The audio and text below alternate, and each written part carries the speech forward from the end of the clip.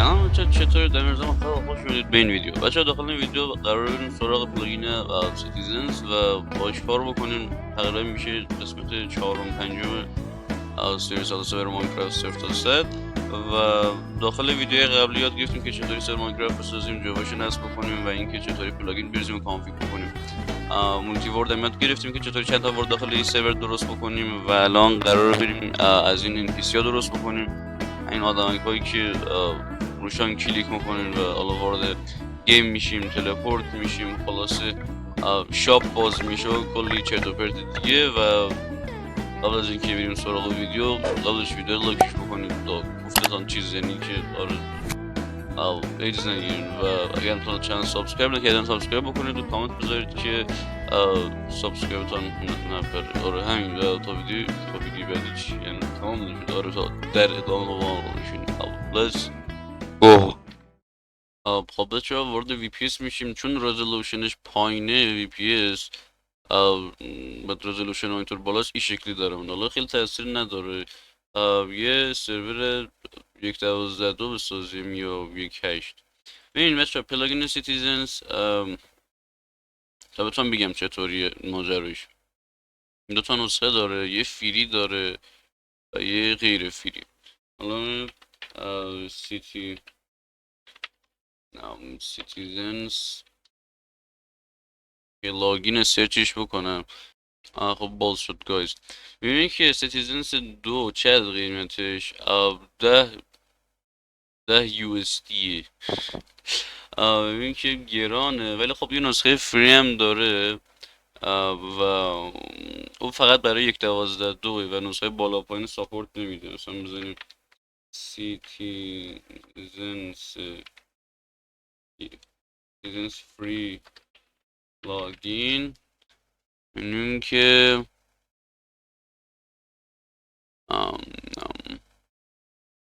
باز همینه داره میاره. خب این عالیه، نسخه فریش اصلا سگ خورده انگار.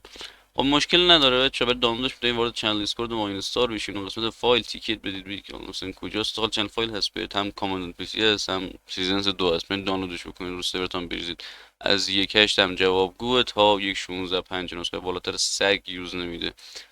میتونید برایش دارید و اینجا بخریدش، دوباره تا میتونید بخریدش.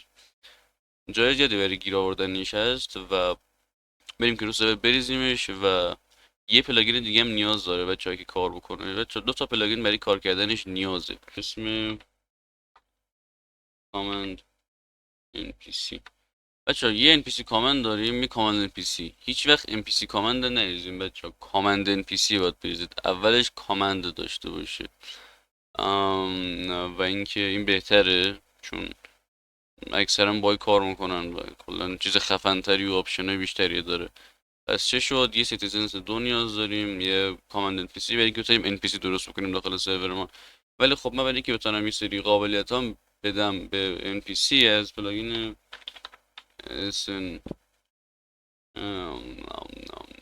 اسنشیال هم استفاده میکنم. اسنشیال X.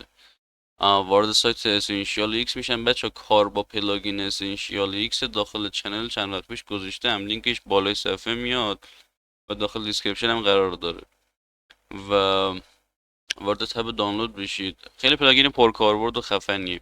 میخوام الان باهاش وارپ ست بکنم.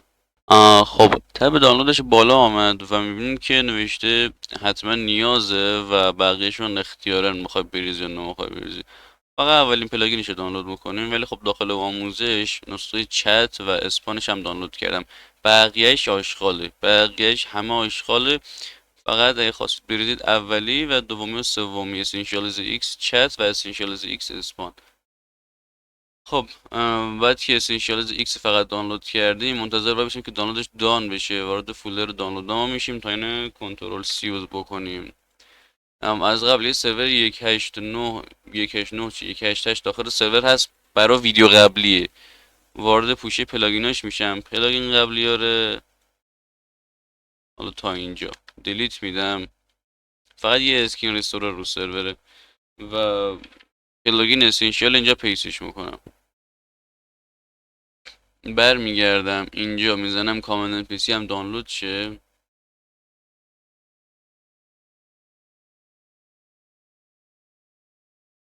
دانلود چی؟ خب دانلود شد.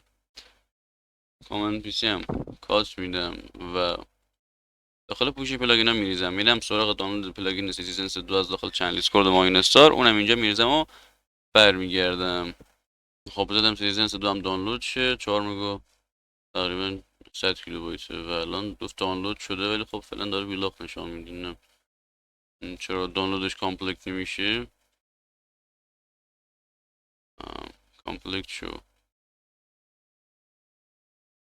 خب دانلودش کامپلیت شد، شو این فولدر میزنیم و سیتیزنس 2 هم کنترل ایکس و دیگه به پلاگین دیگه نیز نداریم، مثل اینشیال، اسکین رستورر. حالا هم خیلی بری اسکینه، مهم نیست. کاماندن پی سی و سیتیزنز و میزنیم سرور ران شه. او را سرور که ران شد وارد ماینکرافت میشیم. خب وارد سرور شدیم و بریم این گوشه که NPC بسازیم. اینجا به نظرم خوب بچه ها برای CMD ساختن کافیه کامند پیل بزنیم که ببینیم آره سیتیزنز اسکین رستورر کامن پی سی اسنشیال برای ما نصبن.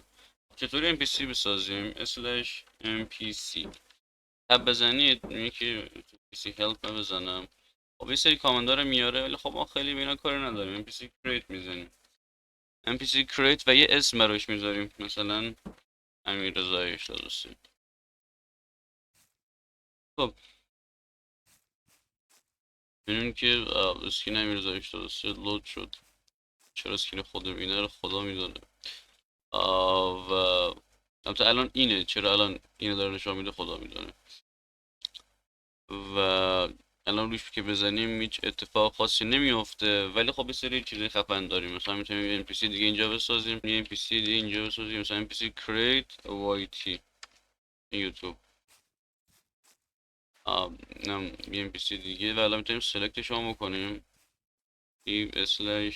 ولی اینکه رو NPC کاری انجام بدید باید قبل سلکت بشه. NPC سل همون معنی سلکت داره، نوشته you already have that NPC selected. خب این قبلا سلکتش کرده، ولی خب مهم نیست. خب میزنیم /NPC مثلا بزنین /لوک ای شما نگاه میکنه. خب خیلی بیکار نمیاد، فقط به پلیر نگاه میکنه. مثلا ایکوایپ که بزنید اینونتوریش باز میشه. تا اینجا مثلا آیتمایی که میخواید بذارید که مثلا همین کریتیو بشن. ببینید مثلا NPC بدوارزه و مثلا شما میخواید یه بد دستش بدید، شما چقدر راست کلیک کنید خب بده نمیگیرید دیگه. شما NPC ایکوایپ میزنین و حالا نمیدیم دستش، به خاطر ریسورس پک که بده این شکلی گرفته. حالا این شمشیر میدم دستش.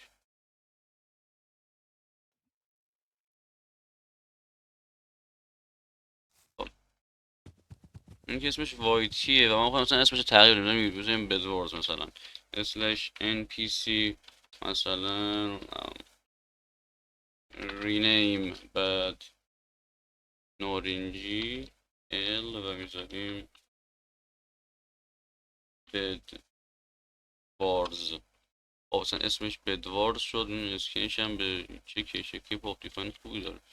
و /NPC اسکین مثلا یه اسکین دیگه هم براش بذاریم، مثلا اسکین بدوارز براش بذاریم. اسکین بدوارز شد خوبه. خب و اینکه حالا میتونیم دیلیتش بدیم. حالا دیلیت دادنش هم الان از این طرف به شما با امیررضا 83 نشون میدم. حالا بذار NPC سل بزنم، اینم سلکت بکنیم که کامنت جدیدم بدان یاد بدم که چطوری سوارش بشیم. /NPC CON CON چی گفت؟ الان کپی هم بکنید پیس هم بکنید کنترل. خب الان راست کلیک بکنید میتونید امیررضا 83 سواری بکنید. خیلی چیز خفنی نیست، ولی خب باز امیررضا 83 سواری دیگه. حالا چطوری ریموو بکنیم این NPC یاد میدم. /NPC ریم قبل سلکت بود، اینم میگم اشتباهی اون NPC که جدید ساختین ریموو نکنید. حالا کاری بکنیم که چطوری مثلا با کاماند بانجی کار بکنه، یعنی که روش کلیک بکنیم وارد سرور دیگه بشیم. برای اونایی که مثلا پرو پلیرن و دیولپر خفنن فقط میخوان بدون چطوری مثلا با سیزن با بانجی برابر بشین. اونایی که الان آشنایی ندارن خیلی مهم نیست. میزنیم اسلش npc سل که سلکتش بکنیم و npc بچه برای اد دادن کامنت از یک کامنت استفاده میکنیم npc cmd add cmd add. خب میگه cmd add خیلی مثلا چیز خفنی داره. مثلا اگه داش پی بزنیم فاصله کامند یعنی پلیر داره کامنت میزنه، مثلا گیم مود کریتیو یا مثلا وارپ مثلا بی‌دبلیو. ولی خب ما کامنتی که نخواهیم بزنیم داش پی و سرور بدوارز، یعنی اینکه از خود پلیر کامنت داده بشه سرور بدوارز و اینتر که بزنید یکی بیلاخ cmd add داش پی. خب برای پی فکر کنم باید دوتا داش بزنم. اد شد. الان روش بزنید این همچی کامنتی وجود نداره. این خب چون سرور بانجی کورد نیست، سرور عادی سینگل سرور معمولی. ولی اگه بود به بدوارز به سرور بدوارز میرفتیم. خب حالا مثلا میخوایم یه NPC درست بکنیم که روش بزنید تلپورت بشیم یه جای دیگه، یا مثلا بدونی که اوپی باشیم کریتیو شیم.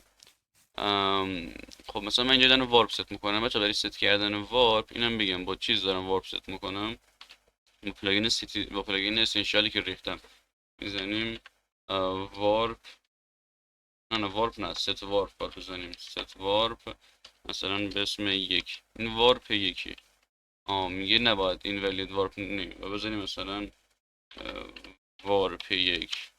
وارپ یک ست شد. حالا یه NPC جدید میسازیم اجباری سلش NPC create مثلا وارپس و سرش هم بالاست اسلش npc مثلا cmd add.